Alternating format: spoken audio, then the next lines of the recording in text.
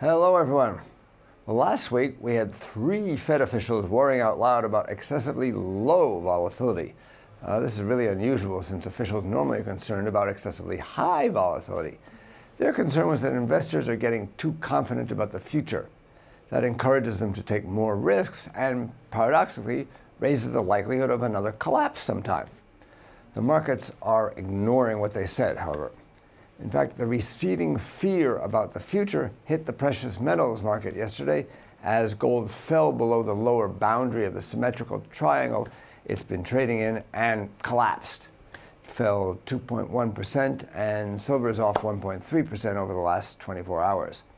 Now, there are a lot of immediate fundamental reasons for this collapse, such as U.S. stocks moving further into record high territory, speculation that the election of Ukraine's new president, whose name I won't even try to pronounce, will ease tensions between that nation and Russia, stronger than expected U.S. economic data yesterday, the fading of hopes for a post-election burst of gold imports into India, and concern that demand for gold in China is waning. But the bigger picture reason for the fall in gold is probably what the Fed officials said: the increasing confidence about the future that's leading to a decline in historical and implied volatility in all asset prices.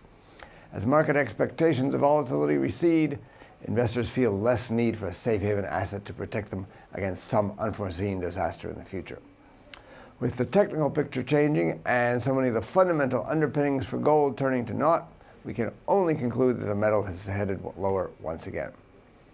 As for the currency markets, the dollar gained broadly yesterday, standing effectively unchanged to higher against all the G10 currencies and most of the emerging market currencies that we track as well.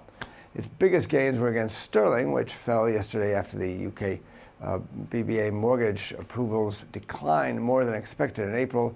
That suggests that the prudential tightening of mortgage regulations is having an impact on the housing market, and so reduces the need for the Bank of England to use interest rates for that purpose.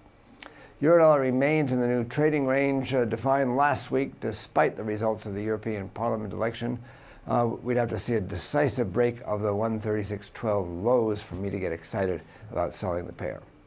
Today, the only notable indicator on the schedule is Eurozone money supply for April. The money supply figures themselves are barely worth noting. The key point in the data will be to see whether bank lending is picking up. So far, the signs are that it isn't. Total private sector credit growth contracted by a record 2.5% year-on-year in March, while loans contracted by 2.2% year-on-year, not far off the record of minus 2.3%. This is why when the ECB considers ways to ease further, it's likely to adopt some measures targeted at increasing financing to the private sector, such as purchasing of asset-backed securities. Without such measures, simply providing more liquidity to banks is, to some extent, just pushing on a string. For more information, including technical analysis, please read the full comment on IronFX.com. You can also follow us on Twitter, like us on Facebook, subscribe to our YouTube channel, or circle us on Google+ to get more trading ideas. This is Marshall Giller, Global Head of FX Strategy at IronFX Global, wishing you solid trading.